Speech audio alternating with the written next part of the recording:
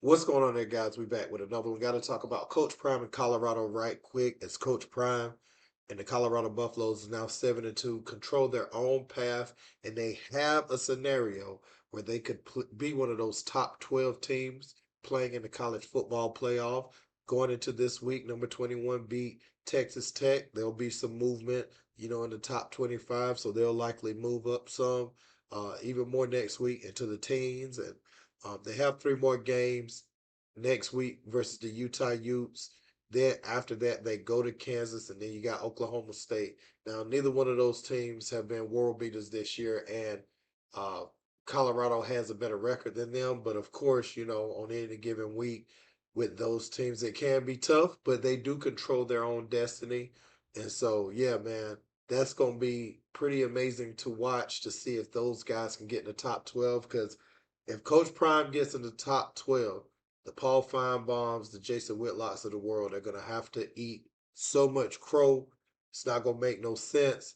Coach Prime and them have turned this thing around, beating Texas Tech 41-27, and people started writing them off after the Nebraska loss in week 2, right? Finebaum said they may not win another game on the schedule. Only other game they lost was to Kansas State, which was 31-28. And if you go back and you look at them versus Nebraska at this point in the season, they would beat that same Nebraska team. That's the difference between this year and last year. Uh, Everything started going downhill as the season went on. But this year, with the defense making some plays, you got all those playmakers on offense. You have a Jordan Seaton.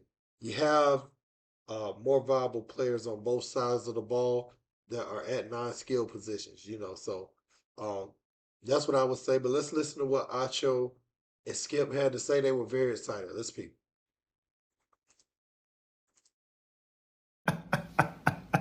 Yo, it's official. Colorado controls their own destiny. Y'all realize that Colorado was picked to finish 11th.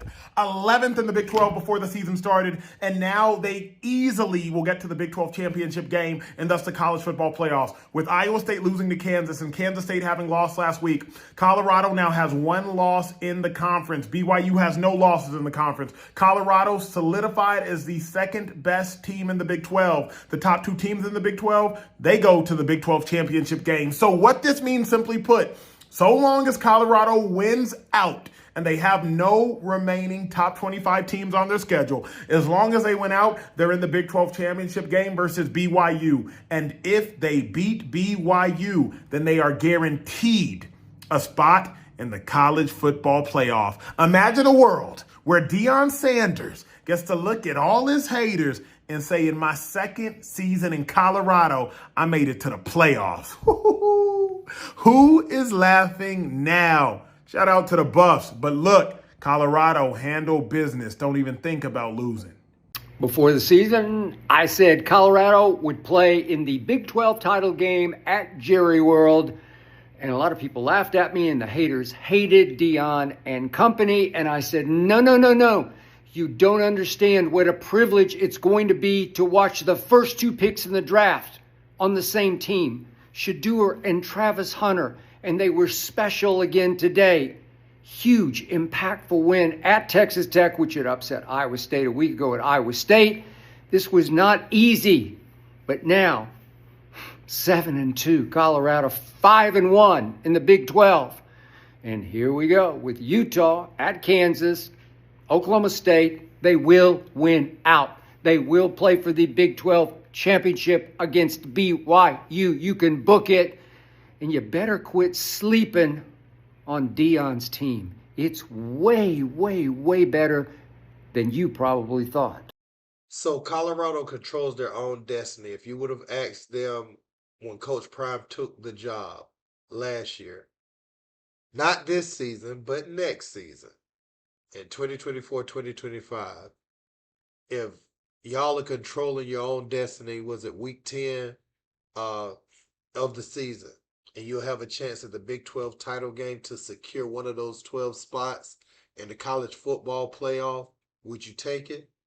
It would have been a resounding yes, throughout.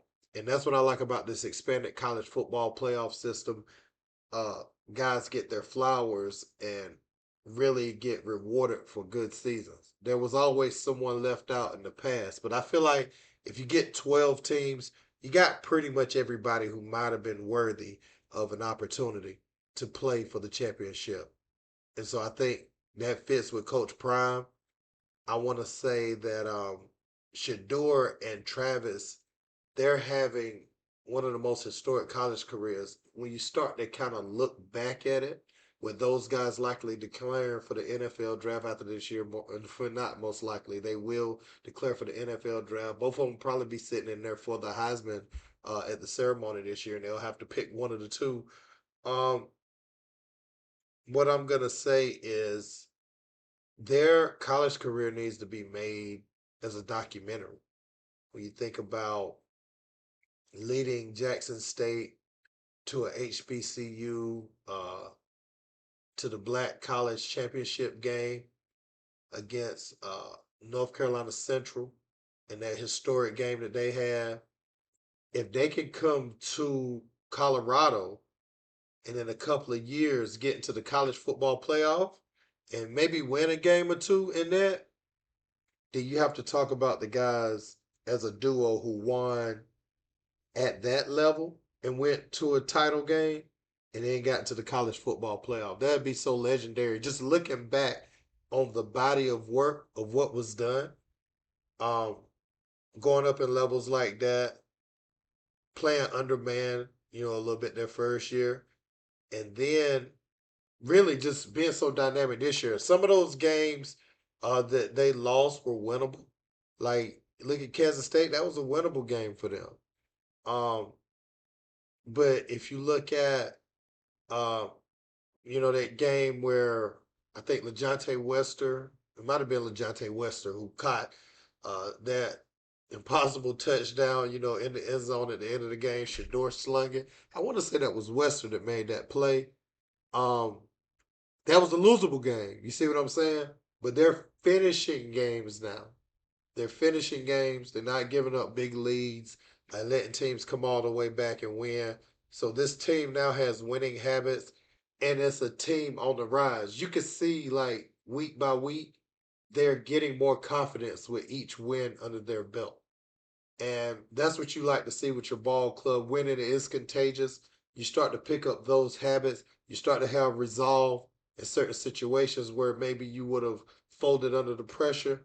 And I want to say that starts with the coach, that starts with the quarterback, starts with the coaching staff, rather. Let's give everybody their flowers. Let's give Warren Sapp, his flowers for what he's come in and done with the defense, So man, I think it's a well-oiled machine. And if those guys get into the college football playoff, even if they don't, but they play in the Big 12 title game, they're going to get a phenomenal bowl game. And so, hey, it's a win. It's a big win for Coach Prime. The thing I'll be looking at, though, now you kind of can't help but look ahead and wonder what's going to happen with Coach Prime after this season is over.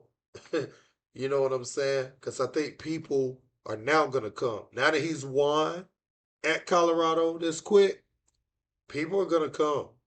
People are going to come. And they're going to offer a lot of money. And they're going to try to pull him away. And both of his sons will be gone. It will be very tempting what will be on the table for Coach Prime.